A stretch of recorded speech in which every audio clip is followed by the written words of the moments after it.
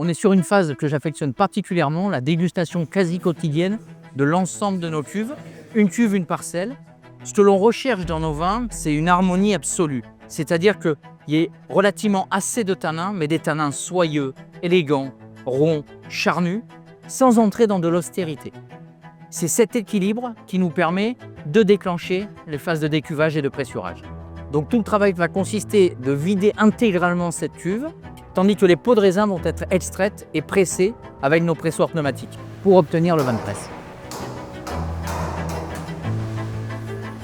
Comme nous faisons de la co-inoculation, les vins sont directement mis en barrique. On va les laisser se reposer à peu près une semaine, puis on va les déguster avec toute l'équipe technique, leur donner une note par cépage et par qualité, pour après faire des lots d'assemblage dont on se servira quand on fera l'assemblage global au mois de janvier.